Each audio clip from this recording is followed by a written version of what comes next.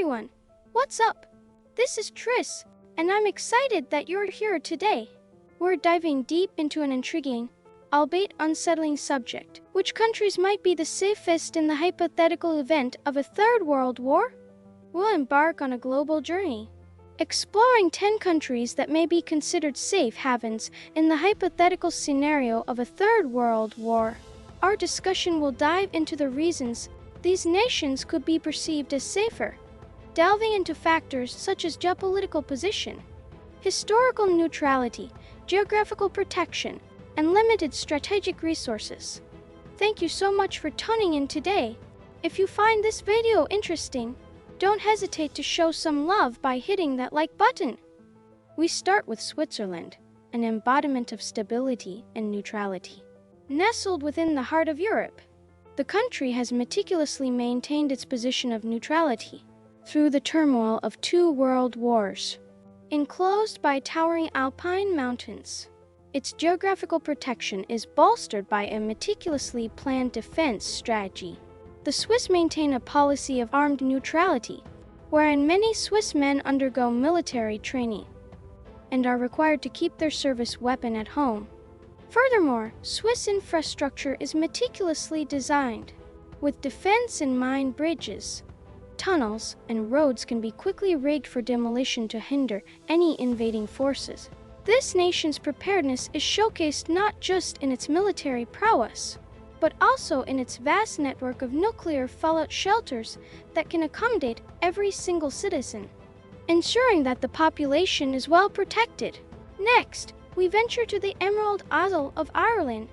Known for its independent spirit, Ireland has consistently upheld its policy of neutrality and has remained outside of NATO, reinforcing its commitment to non-involvement in potential global conflicts. The country has stringent laws governing military activity, with any foreign military engagement requiring the explicit approval of several entities, including the Dáil, the lower house of the Irish Parliament, thereby reducing the likelihood of it becoming entangled in global conflicts. Ireland's safeguard lies in its complex legal framework and unwavering dedication to neutrality.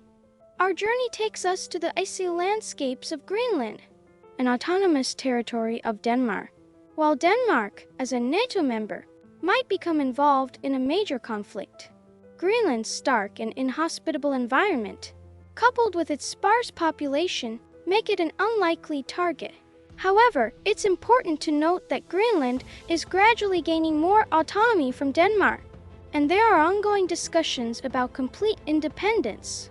Should Greenland achieve full independence, it would mean the country would have total control over its domestic and foreign policies instead of Denmark. This potential change could also mean that Greenland's international relations and defense agreements would need to be renegotiated, which could influence its status as a safe haven.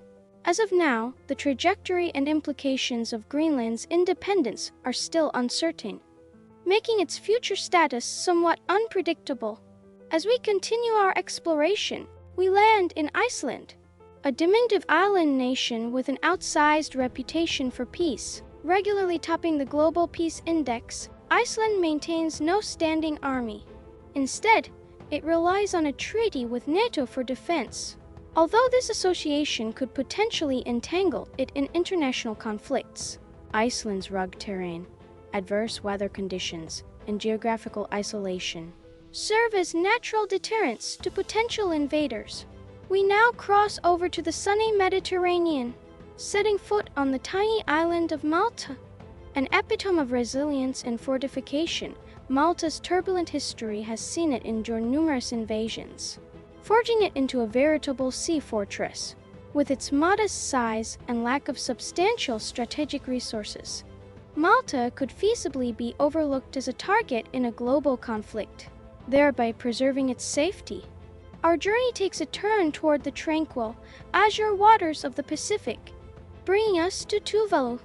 This small coral atoll nation, with its neutral diplomacy, limited resources, and modest population, is likely to be disregarded in a widespread conflict. Yet, it faces an existential threat, not from war, but from rising sea levels owing to climate change, an issue that highlights the urgent need for global environmental consciousness.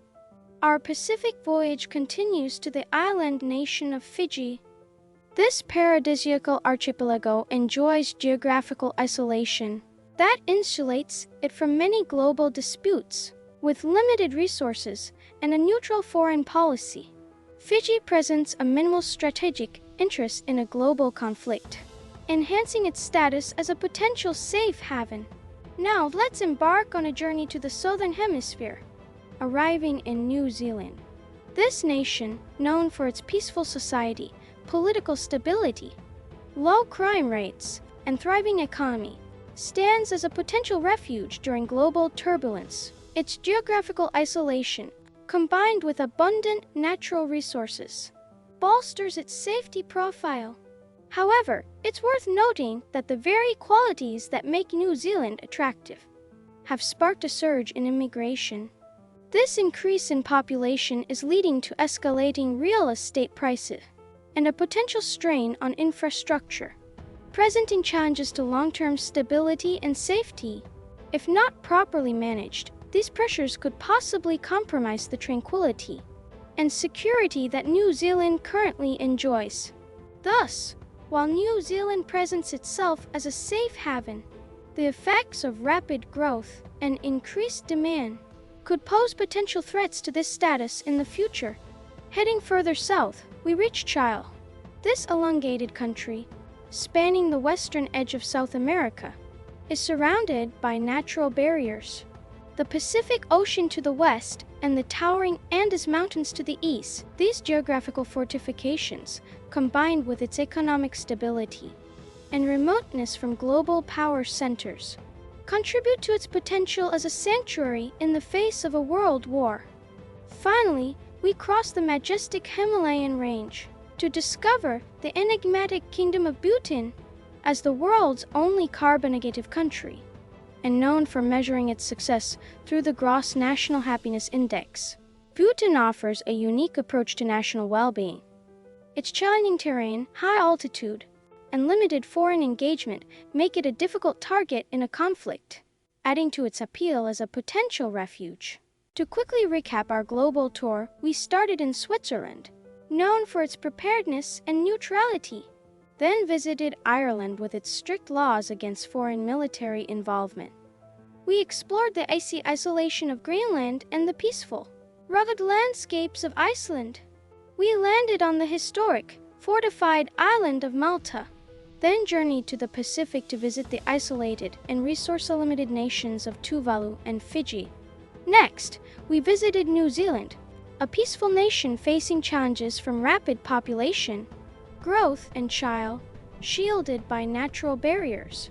Finally, we arrived at Bhutan, a high-altitude, carbon-negative country with limited foreign engagement. Each country's unique characteristics could potentially offer safety in global conflict. But it's crucial to remember that circumstances can rapidly change in times of global unrest. In conclusion, we must remember that no country is a guaranteed sanctuary in the event of a global conflict. As Albert Einstein warned, "I know not with what weapons World War III will be fought, but World War IV will be fought with sticks and stones." Thus, it is essential to foster peace, understanding, and cooperation among nations to prevent such a catastrophe. That's a wrap for our discussion today. Which of these countries surprised you the most? Do you agree with our choices? Or are there other countries you believe would also serve as safe havens during a hypothetical Third World War? Leave your thoughts and perspectives in the comments below. Let's keep the conversation going. Thank you for watching. Don't forget to like, comment, and subscribe for more insightful content. As always, take care, and I'm excited to see you in the next video. Until then, goodbye.